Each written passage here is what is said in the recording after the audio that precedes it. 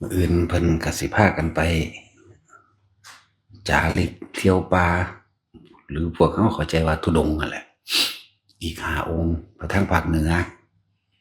นะมีครูบาสิทธิ์และครูบาปักแน่เออโด่งแน่ก็ไปแหละชื่อบ่ได้ไปอยู่ไสก็สร้างบ่ได้เกี่ยวกันกับป่าหรือว่าบ้านนะเกี่ยวกันอยู่เฉพาะว่าเฮ็ดจั่งใดสิควบคุมความคิดบ่ให้ออกจากกายคือเราต้องเกาะกายไว้ยึดหลักกายไว้คือลมหายใจนั่นแหละคือกายลมหายใจความรู้สึกด้วยตัวเองอยู่แค่นี้สติหรือจิตสิเป็นผู้รู้ผู้ควบคุมของมันเองดอกกายเวทนาจิตเวทนากายร่วมแหละเป็นหนึ่งเดียวกันคือความรู้สึกตัวหรือก็รู้คำเวลาเฮาอยู่นี่เฮารู้สึก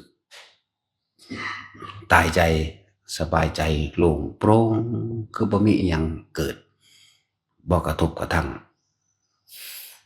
เฮาอยู่ในสถานที่ที่เฮาคุ้นชินดีแล้ว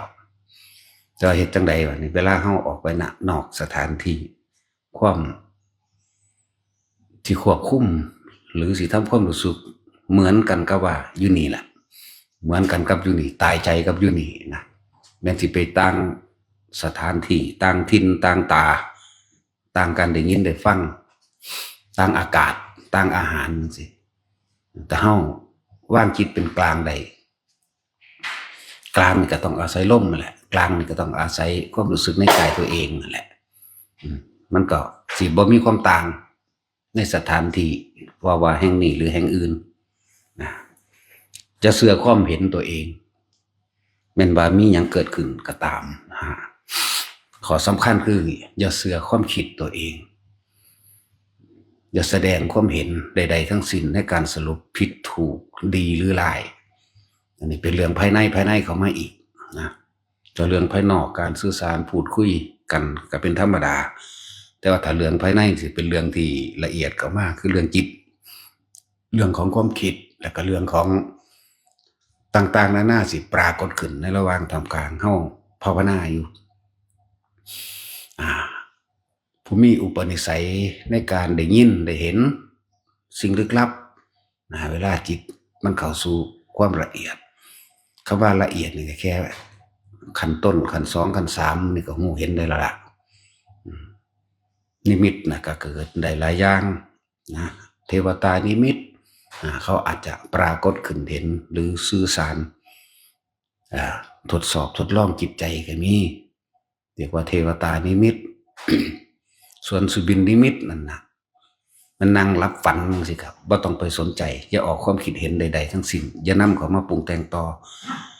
เพราะว่านิมิตอันเป็นสุบินนิมิตเหมือนกันกับฝันคือเฮานอนหลับไปแล้วตื่นขึ้นมามันยังจำได้อยู่รีบละถิ่มทันทีอย่าคิดเด้กลับมาล้มปั๊บโลดถ้ามันสิคิดกลับมาล้มอยู่เรื่อยๆก็เกิดอยู่ในความรู้สึกตัวเองได้ดอกบ่ให้ไปปรุงแต่งต่อนั่นเฮาถือว่าบ่ต่างจากคนนอนหลับแล้วก็ฝันส่วนบุพนิมิตอันเกิดถึงแม้นจะรับตาก็ช่างลืมตาก็ช่างอันพวกนี้เดินจงกรมอยู่ก็เป็นนั่งตาแก้งตาใสนี่ก็เป็นแต่ว่าก็ต้องอาศัยกำลังฌานกำลังสมาธิคือการวางจิตเป็นกลางได้จึงเรียกบุพนิมิตในความสามารถรู้เห็นอันนี้ก็เป็นเฉพาะของไผของมันแต่ว่าอย่าแสดงความเห็นใดๆสว่ามีการสั่งสอนแสดงธรรมจากอริยสงฆ์องค์เจ้าเพิ่นสิบอกว่าเราคือคนนั้นเราคือองค์นี้ก็ช่างให้ฟังซื่อเพิ่นสิแสดงไปเองดอกอย่าแสดงความเห็นนี่ผิดถูกก็บ่ต้องฟังไปหรือสิเป็นเทพนิมิตก็สร้างหรือสิเป็นอรหันตเจ้าองค์ใดองค์หนึ่งที่เพิ่นสิสงเคราะห์ก็ตามฟังเพิ่นอย่างเดียวฟังเพิ่นนี่ก็คือเรื่องภายในแล้วเรื่องละเอียดแล้วก็เป็นเรื่องที่ระมัดระวังแต่ที่สำคัญที่สุดคือจะแสดงความเห็นอย่าสรุปผลผิดถูกถ้าเฮาแสดงความเห็นแล้วเฮาสิยึด ยึดความเห็นจากของเป็นใหญ่นี่แหละที่บอกว่าร่วมเข้ามาแล้วทิฏฐุปาทานจะเอาความเห็นเจ้าของมาเป็นเครื่องตัดสินแสดงความเห็นเป็นใหญ่จากการได้ยินได้ฟังนั้นเทียบล่ะว่าจากการได้ยินได้ฟังได้รู้ได้เห็นแม้กระทั่งตัวเองได้เป็นมาก็บ่ให้เอาไปยืนยันตัดสินเด้ขนาดว่าตัวเองได้เป็นมาแท้ๆเนี่ยก็บ่ให้เอาไปยืนยันตัดสินแต่ว่าเวลาเขาคุยกับหมู่กับพวกหรือแนะนำกันก็เพียงแค่ว่าแสดงความเห็นให้อีกนัยยะหนึ่งให้อีกนัยยะหนึ่งซื่อๆเด้อนี่ก็แล้วไป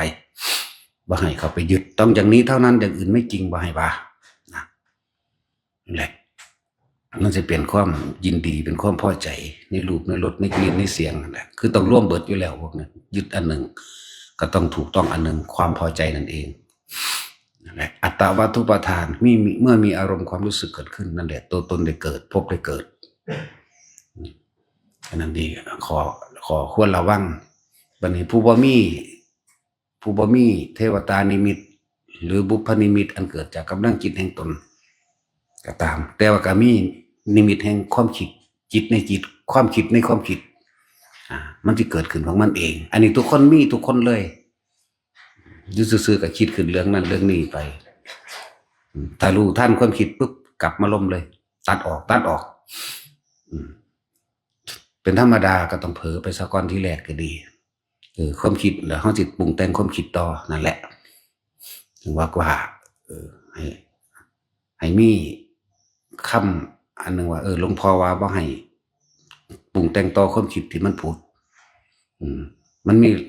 สำหรับคนที่บ่เห็นมันที่คิดขึ้นมาเอาเองโดยที่เขาบ่ได้คิดนะจ๊ะว่าอันนี้มีทุกคนเสมอกันแต่ว่าส่วนบุพนิมิตหรือเทวตานิมิตต่างๆนั่นบ่เสมอกันอันนี้แตกต่างกัน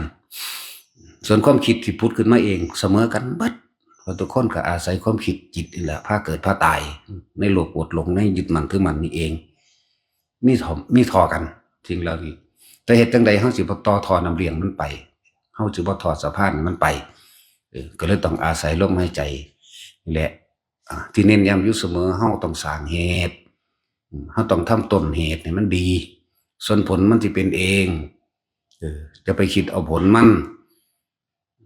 เหตุก็คือลมหายใจเหตุก็คือทรงชาติอุณโลมเฮาเองอยู่ในความรู้สึกแห่งตนเองเมื่อมันมีกำลังมากแล้วมันก็รู้ท่านของมันเราเองดอก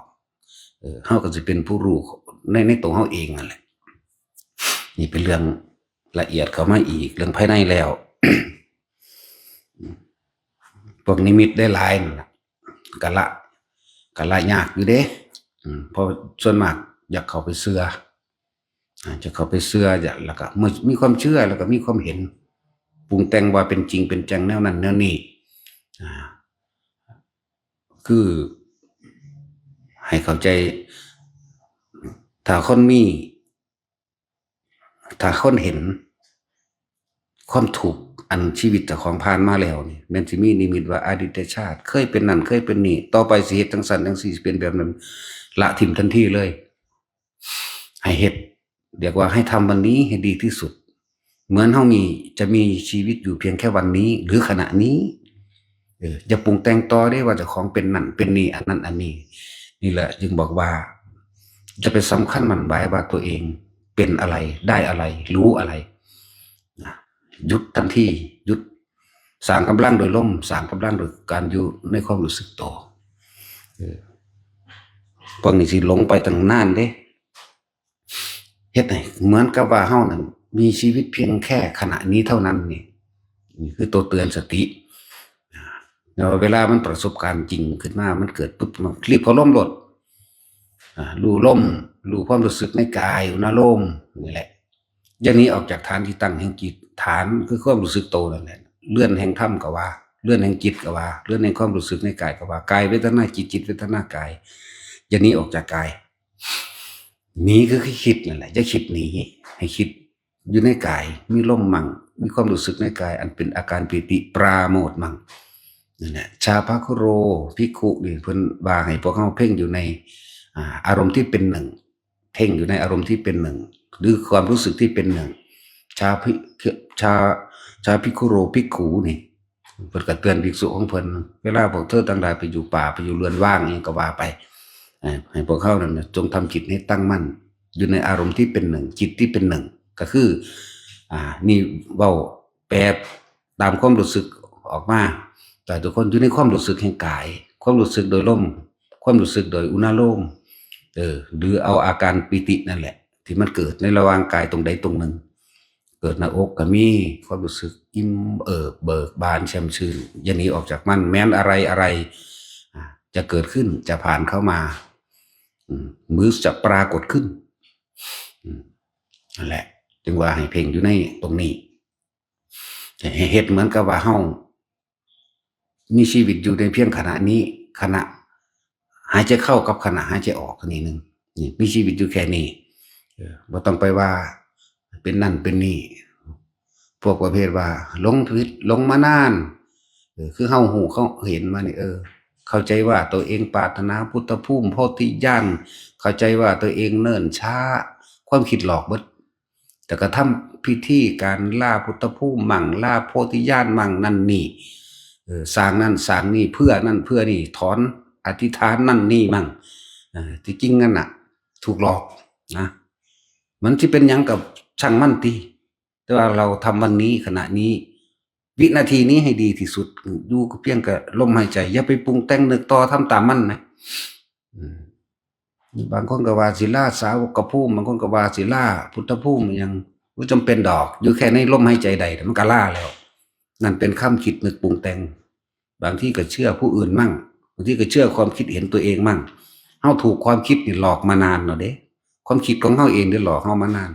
หลอกว่าตัวเองเป็นนั่นเป็นนี่หลอกว่าตัวเองปรารถนานั่นนี่แล้วก็เดินตามทำตาม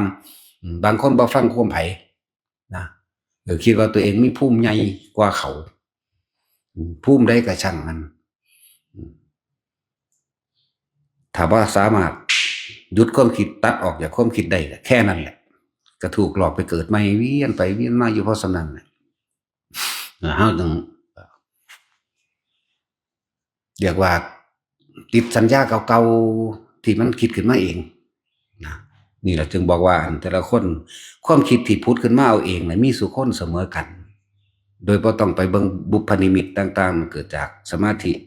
หรือเทวตานิมิตหรือเทวดาบอกหรือนิมิตอันอื่นๆที่ปรากฏขึ้นอันเป็นบุพเพนิมิตบุพนิมิตนะเวลาภาวนาหูนั่นเห็นนี่ทั้งๆที่เขามีสติสติมันก็เลยดูได้สัพพัญญะคือทั้งที่เรามีความรู้สึกตัวอยู่ไม่ใช่หลับไม่ใช่เคลิ้มเลยนะนี่เลยเอิ้นว่าสติและสัพพัญญะไม่ใช่หลับไม่ใช่เคลิ้มคือจะเฮานั่งอยู่จังสิสบายๆบ่คิดหยังแล้วเรื่องเล่าเก่าๆปรากฏขึ้นเป็นรูปภาพเป็นเรื่องเล่าของตนเองว่าเคยเป็นนั้นเป็นนี่แบบนั้นแบบนี้ดูเฉยๆอย่ามีความคิดแทรกแซงแม้นดูแล้วหายไปแล้วเรื่องนั้นจบไปแล้วก็จะนำมาคิดปรุงแต่งต่อเหตุอยู่แค่นี้มันก็ไปละนิพพานคือหยุดความคิดปรุงแต่งในสิ่งทั้งหลายทั้งปวงที่เกิดเด้อสังขตธรรมทั้งเบิดนี่เรียกว่าธรรมทั้งเบิดว่านอกบ่ว่าในบ่รูปบ่ว่านามบ่ว่าสิเฮาเห็นกันอยู่นี่เอิ้นว่าธรรมทั้งเบิดความจริงของทุกชีวิตสรรพสัตว์นี่เกิดแก่เก็บตายนี่ความจริงของทุกคนที่เฮาเห็นอยู่เดี๋ยวนี้เอิ้นว่าธรรมคือความจริงทั้งหลายที่เฮาเห็นกันอยู่เดี๋ยวนี้สุดท้ายก็ต้องตายจากกันทั้งหมดอยู่แล้วแม้นความจริงที่ตัวเองเห็นจริงโดยบุพนิมิตต่างๆที่เกิดขึ้นมันก็บ่ได้ต่างกันกับที่เฮาเห็นกันอยู่เดี๋ยวนี้แต่ว่าคนนั้นอยากไปเอาเรื่องราวต่างๆที่เพ้อเจ้อหรือนึกฝันหรือเป็นบุพนิมิตขึ้นมาปรุงแต่งต่อว่าตัวเองเป็นนั่นเป็นนี่เด้ต้องเป็นอีหยังดอกหรือบางคนก็ไปคุยกันเอาความเห็นเจ้าของออกมาเป็นไงว่าเจ้าเนินซ่าเจ้าต้องล่าเด้ล่าสาวกับภูมิบ่ซั่นเจ้ากับติดไปน้ำเพิ่นจังซี่เป็นความเห็นผิดทั้งเบิดบ่จำเป็นต้องแสดงความเห็นบัดนี้เลยกังวลเด้บัดนี้เลยคิดนึกปรุงแต่งไปเอาความคิดต่อความคิดแล้วก็คิดต่อไปเรื่อยๆได้พวกนี้ฟังดีๆเอาความคิดต่อความคิดแล้วก็คิดต่อไปเรื่อยๆแล้วสิไปหาเหตุผลในการสรุปบางหันบางนี้ต้องเฮ็ดนั้นต้องเฮ็ดเลยเนิ่นช้าเลยถูกความคิดหลอกอะไรจังว่าเฮาถูกความคิดหลอกมานานแล้วนะเป็นหยังบ่เป็นหยังก็สร้างมันดอกมันตรงให้ตัดทิ้งเลยวางความเห็นให้เบิดบ่ต้องไปสรุปอีหยัง ที่เขาหัวเขาเห็นมาหลายๆคนที่คุยกันนะเออแหละโอ้ยคือบ่เอาตรงนี้ขณะนี้ณปัจจุบันณขณะนี้ลมหายใจนี้นี่เหมือนตายโลดมันตายตอนนี้ความคิดบ่ปรุงแต่งต่อออกไปมันก็จบแล้วอสังขารไปไม่คิดปรุงแต่งในสิ่งทั้งหลายทั้งปวงคำว่าสังขารมันก็มีทั้งรูปสังขารนามสังขารนั่นแหละจักว่าล่ะเนี่ยกายสังขารนี่เป็นรูปสังขารต้นไม้ก็เป็นรูปสังขารก็ว่าไปมันปรุงแต่งขึ้นมาล่ะมันได้เกิดขึ้นมาสิ่งใดเกิดขึ้นสิ่งนั้นก็ต้องเสื่อมสลายธรรมดามันก็มีเหตุให้เกิดเปิดนั่นแหละรูปกับนามไปเลยรูปกับนามรูปวัตถุต่างๆนามคือความคิดนามคือความคิดต่างๆความรู้สึกต่างๆนั่นแหละแต่บ่คิดปรุงแต่งเลยว่าอสังขตะนี่ไม่คิดปรุงแต่งกับสิ่งทั้งหลายทั้งปวงที่มันมีอยู่เห็นอยู่ได้ยินอยู่ได้ฟังอยู่บ่คิดปรุงแต่งแล้วมันก็ดับธรรมทั้งปวงตัวเบิดที่เรียกว่าอยู่เหนือธรรมหรือเหนือสิ่งทั้งปวงหรือโลกุตระมันเป็นแค่สื่อมันว่าพยายามเพ่งทุกคนเฮ็ดได้เสมอกันเพราะความคิดนี่บ่มีใครบังคับใครได้แต่ว่าแนะซื่อๆแนะให้ฟังให้เกิดความคือสรุปให้ก็ว่าได้หรือแนะให้ว่าถ้าเฮาบ่คิดนึกปรุงแต่งต่อไปแล้วความเกิดก็เกิดบ่ได้ดอกบัดนี้ให้หันมาควบคุมตัวเองจ้ะเชื่อผู้นั้นไปเชื่อคนนั้นไปเชื่อคนนี้ไหลไปเลยกับความเชื่อแล้วก็ทำไปตามความเชื่อเด้มันมีความเชื่อก็มีความคิดมันมีความคิดก็มีความเห็นแล้วก็ทำไปตามความคิดเห็นของเจ้าของเองมันเลยนะซาเหตุคือเฮาสิตายเดี๋ยวนี้นี่เนี่ยอยู่กับลมไปแล้วก็ประสบการณ์ต่างๆสำหรับผู้ไปอยู่ป่ามันก็มีเป็นธรรมดาภาษาชาวบ้านเขาเอิ้นว่าโป่งนั่นโป่งนี่ผีนั่นผีนี่ก็ว่าไปผียังกระสร้างทั้งบ่คิดดอกกล้าก็ไม่มีกลัวก็ไม่มีทั้งกล้าทั้งกลัวสิบ่มีถ้าเราไม่คิดเด้มันมีหลากหลายรูปแบบอยู่ดอกนะอย่าหลงไหลไปตามนิมิตที่มันปรากฏขึ้นต่างๆนิมิตนี่มีทั้งหลับตาและลืมตามื่นตาเด้พวกหลับตานี่บ่ต้องไปใส่ใจเลยมื่นตาปึ้งขึ้นมาแล้วเข้าลมหายใจเข้าสู่ความรู้สึกตัวเองเลยเนี่ยมันตั้งมั่นอยู่จังซี่ส่วนพวกประเภทมื่นตามันก็จริงอยู่แล้วคือเฮานั่งอยู่จังซี่ก็มีอีกผู้หนึ่งมาจ้องเฮาอยู่จังซี่เฮาก็เบิ่งมันซื่อๆนั่นแหละเฮาบ่คิดว่าเป็นไผคือไผแต่ว่าถ้ามันหวาดกลัวก็คิดปลอบใจตัวเองโดยการอุทิศบุญมั่งก็ว่าไปนะถ้าใจบ่ทันเข้มแข็งพอก็เลยต้องอาศัยขอผลทานบุญกุศลกำไรที่ข้าพเจ้าก็ทำมาทั้งหมดนี้ถึงแด่ท่านผู้นี้ก็ว่าไปแม้นมันหนีหรือบ่หนีก็ช่างมันเนี่ยอันนี้ก็เป็นเรื่องประสบการณ์แต่ละคนกับพ่อมาอยู่เห็นมาอยู่ได้พบได้เจอมาอยู่ถ้ามันหนีก็แล้วไปถ้าบ่หนีก็แล้วไปคือกันให้ใส่จดจำเอาว่าบ่คิดนึกปรุงแต่งนี่อาศัยจับลมเป็นหลักอาศัยความรู้สึกตัวกายในกายเป็นหลักอย่าส่งคิดออกนอกคือจะคิดออกไปกับรูปภาพที่เห็นกับเสียงที่ได้ยินกับกลิ่นที่ได้สัมผัสดมหอมเหม็นก็แล้วแต่โหยหวนก็ตามอยู่นั่นแหละเฮาถึงว่าเฮาต้องสร้างเหตุให้ดีที่สุดสร้างเหตุคือลมเหตุคืออุณหภูมิเหตุคืออยู่ในกายตัวของเองมีเหตุมันส่วนผลเป็นเองดอกสร้างให้เกิดความเคยชินได้นี่เกิดยังขึ้นอยู่ลมหายใจอยู่กับความรู้สึกในกายเกิดยังขึ้นเห็นยังก็ตามเห็นรูปภาพยังก็แล้วแต่จริงหรือบ่จริงก็จะไปตัดสินมันตรงนั้นให้มันใจเฮาจะเชื่อความคิดเห็นเจ้าของนะเชื่อพระพุทธเจ้าพุ่นล่ะเพิ่นว่าอานาปานสติเป็นที่ลบภัยอันเทวดามารพรหมทั้งหลายหมู่มนุษย์ทั้งหลายทั้งมนุษย์และอมนุษย์เนี่ยไม่อาจสามารถทำอันตรายเราได้นี่เชื่อตรงนี้ดีกว่าเชื่อพระพุทธเจ้าพุ่นแหละทั้งมนุษย์และอมนุษย์นี่บ่อาจสามารถทำอันตรายเฮาได้เด้แม้อกุศลกรรมเก่าสัญญาเก่าๆก็บ่อาจสามารถสิถึงเฮาปรุงแต่งไปได้มันผุดขึ้นมานั่นแหละสัญญาเก่าๆเรื่องเก่าๆก็ดีมันผุดขึ้นมาเอาเอง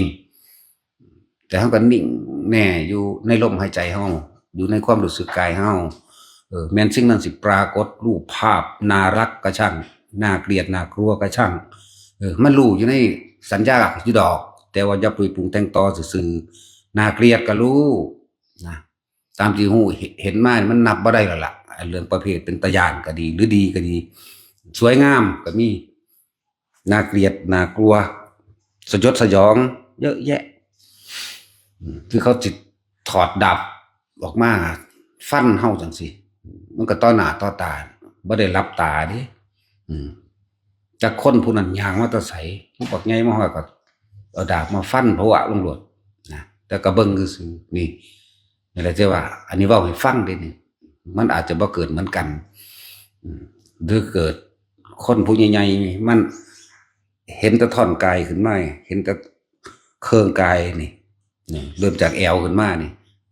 เป็นลักษณะเหมือนคนนั่งแต่จ้องเฮายุงสันเรียกว่าจะแทบทั้งคืนก็ได้นะจ้องยุงสันตั้งแต่เฮาเริ่มสงบอันนี้เว้าเรื่องผ่านมาตั้งแต่ตี 1จนว่าฮอดตี 5สิแกล้งเพิ่นจังหายไปมึงจ้องกูก็จ้องแต่บ่มีความคิดเข้าใจว่าล่ะเฮาก็เบิ่งอยู่หั่นนิ่งดิ่งอยู่เพราะเฮาอยู่ไสเฮาอยู่กับลมอยู่กับอุณหภูมินี่นึงจ้องก็จ้องเหมือนกันบ่ติงเฮาก็บ่ติงเหมือนกันแม้ความคิดเฮาก็บ่ติงบ่ไหวเหมือนกันบ่อ่อนไหวออกไปบ่หวั่นไหวบ่คิดนำหลับตาก็เห็นมื่นตาก็เห็นจ้องกันอยู่สั่นถึง4ชั่วโมง4 5ชั่วโมงแล้วไปนั่นแหละมันแต่ละมื้อแต่ละเว้นมันก็ต่างๆกันกลางวันบางมื้อจังซี่จะเห็นคนย่างออกมาจากต้นไม้ เป็นคือกายแก้วหรือพลาสติกใสแต่ว่าเป็นรูปคนจังซี่ก็เห็นก็รู้ก็บ่ได้สนใจนะเป็นคือรูปคนเป็นรูปพลาสติกนั่นแหละพลาสติกใสอย่างเลื่อมๆมาก็เห็นแต่บ่คิดว่าอีหยังทั้งสิ้นนะนี่คือนิดๆหน่อยๆเนี่ยที่เว้ามาที่จริงเฮาไปลักษณะแบบนั้นอยู่ผู้เดียวนั่นน่ะความบ่คิดความละเอียดคือความบ่คิดนั่นแหละเวลามันว่างมันจะเกิดปรากฏการณ์ต่างๆเกิดขึ้นมาในขณะที่เฮาว่างเข้าใจบ่ล่ะว่างคือบ่คิดเด้เกาะลมไว้เกาะความรู้สึกในกายไว้ถ้าคิดนี่คือบ่ว่างเด้คิดเรื่องนั้นมันสิไปเอาหยังไปรับสิ่งที่ละเอียดขึ้นไปอีกนั่นแหละว่าพวกนั้นที่ไปป่านะเห็นหยังก็อย่านำมาคิดเถาะพูนเฮาอาจจะคุยกันได้คุยกันแต่ว่าจะสรุปความเห็นแต่ว่าคุยให้กันฟังได้นะบอกกันอันนั้นก็คุยไปคือหยังฮึบ่ต้องให้คือบ่ต้องให้เป็นเข้าใจบ่ล่ะบ่ต้องให้คือแล้วก็บ่ต้องให้เป็นหยังเลยคือหยังพระอินทร์บ่นี่คือเป็นพระอินทร์บ่เป็นพรหมบ่เป็นผีบ่เขามาขอบุญบ่เจ้ากรรมนายเวรเจ้าบ่คู่ศัตรูชั่วข้าเจ้าบ่อันนั้นนี่บ่ให้เป็นบ่ให้คือหยังเป็นหยังบ่ให้สรุปว่าคือหยังนี่นะแหละถ้าคิดนี่บ่ว่างเข้าใจว่าถ้าว่างต้องบ่คิดจังหากจังสิปรากฏได้นะแม้นพวกที่มีนิมิตภาพที่ปรากฏขึ้นนั่นเองงั้นพอบ่มีก็ความคิดเกิดขึ้นเด้จักบ่ล่ะนี่คือสิ่งที่มันมีเสมอกันคือความคิดอยู่ซื่อๆก็เกิดขึ้นนั่นแหละและเพิ่นยังว่าอย่าปรุงแต่งต่อเด้จับลมเข้าไว้เกาะความรู้สึกในกายไว้มันจะคิดเรื่องใดก็ปล่อยมันเลยแต่ว่าความรู้สึกในกายเป็นตัวยืนยันยั่งเอาไว้ความรู้สึกในกายของผู้ใดน่วงๆลงหน้าผากผู้ใดอยู่หัวก็อยู่จังสั่นผู้ใดอยู่ลมก็อยู่ไปแม้นความคิดสิพูดขึ้นนะมันคิดไปเลยแต่เฮามาอยู่ในความรู้สึกนี่แหละบ่ต้องเข้มข้นยังเป็นพอรู้สึกได้นี่นะคิดปล่อยมันเลยอย่าห้ามคือออกไปคิดซอยแล้วการห้ามความคิดนี่นะเอาความคิดไปหยุดความคิดบ่ได้แต่เฮามาสร้างเหตุคือให้ตั้งมั่นให้ความรู้สึกอยู่ในกายอยู่ในลมนี่อยู่ในหน้าผากอยู่บนหัวนี่ปล่อยมันคิดโลดมันสิคิดเรื่องใดปล่อยไปถ้าความรู้สึกออกจากกายเมื่อไหร่นั่นแหละจังเมื่อกี้นี่กูคิดเรื่องใดนี่ความคิดที่ถือจับท่านเมื่อกี้นี่กูคิดถึงอ๋อรีบกลับเข้ามาในลมปั๊บกลับเข้ามาในความรู้สึกกายปั๊บนั่นแหละจังว่าคำว่าว่างคือบ่คิดแต่คิดคือบ่ว่างจากสิ่งที่มี ว่างจากสิ่งที่เห็นว่างจากสิ่งที่ได้ยินได้ฟังในต่างๆที่มันเกิดขึ้นนะว่างแบบนี้บ่แม่นว่างบ่มีเด้ว่างว่างจากสิ่งที่มีอยู่เห็นอยู่ได้ยินอยู่ได้กลิ่นอยู่เนี่ยว่างแบบนี้แต่ว่าคิดมันหยุดได้แบบใดความคิดที่มันพูดขึ้นมาจะคือมันบ่ปรุงแต่งต่อมันอันนี้มันเป็นเรื่องละเอียดอยู่เขาว่าอยู่ซื่อๆความคิดก็เกิดขึ้นแต่ว่าบัดนี้เฮาสิเฮ็ดจังได๋เฮาสิบ่เป็นไปตามมันเฮาต้องอยู่ในความรู้สึกในกายนี่แหละจังว่าเน้นย้ำแต่ละคนยืนก็ให้ชำนาญปึ๊บลมหายใจกับอุณหภูมิเกิดหรือบนหัวก็ตามชำนาญยืนเดินนอนนั่งให้ได้ทุกอริยบทความคิดมันสินึกมันสิปรุงมันสิแต่งไปเลยอย่าเป็นไปนำมันความคิดนั่นก็เลยเหมือนกับเฮาเห็นความคิดความคิดก็บ่เป็นเฮาก็บ่เป็นความคิดนั่นแหละถึงเวลาแล้วมันสิเป็นเอาเองดอกคำว่าถึงเวลามันเต็มของมันแล้วมันสิเป็นเอาเองบ่ต้องไปคาดคะเนเอาบ่ต้องไปตั้งความหวังไว้ให้ทุกคนเบิดความหวังให้ทุกคนบ่มีจุดหมายบ่มีจุดหมายในการกระทำทั้งปวงบ่มีจุดหมายในการปฏิบัติบ่ว่าเฮาสิเป็นนั่นเป็นนี่เฮ็ดนั่นเฮ็ดนี่บ่ต้องมีจุดหมายแล้วก็นิมิตต่างๆหรือการไปฟังความผู้อื่นนี่ก็เป็นนัยยะหนึ่งซื่อๆแต่ว่าบ่แม่นให้ไปเชื่อไปตามเด้ให้อยู่กับลมเจ้าของเองอยู่กับลมอยู่กับความรู้สึกในกายนี่เองนะอย่าดิ้นรนไปแนวมันนอกทางนิพพานเนี่ยดับเย็นนิพพานนี่ดับความคิดนึกปรุงแต่งนิพพานนี่เบิดความหวังนิพพานนี่เบิดความปรารถนาเด้มันก็บ่กังวลมันก็บ่เร่าร้อนนั่นเด้อมันก็บ่ดิ้นรนขวนขวายในความอยากได้และอยากเป็นใดๆทั้งสิ้นนี่ต่างหากสื่อของคำว่านิพพานเปรียบเปรยเอาไว้ถึงว่า20อย่างพุ่นเด้นิพพานแปลว่าหยังนิพพานเป็นแบบใดบ่แม่นแค่ว่าเนื้ออยะใดเนื้ออยะหนึ่งนะเฮาเห็นจักว่าบ่มีพุ่นแหล้วเข้าใจบ่ล่ะบ่มีอิหยังเข้าไปปรุงแต่งได้พุ่นนั่นแหละถ้าสิเว้าจังซี่ก็สิมันก็เป็นคนระดับกันกับปรมัตถ์คนระดับถึงที่สุดสิเข้าใจว่านิพพานบ่มีพระอรหันต์บ่มีสิเข้าใจพระธรรมบ่มีเข้าใจพุทธธรรมสงฆ์บ่มีนี่พวกปรมัตถ์พวกนี้สิเข้าใจแต่ว่าในพื้นฐานในธรรมกลางบ่เข้าใจเลยว่ามันบ่มีแหละแต่ว่าก็คอยฝึกไปมันเห็นอยู่มันรู้อยู่มันก็รู้ไปซื่อๆมันวาดภาพบ่ได้เอาล่ะพอ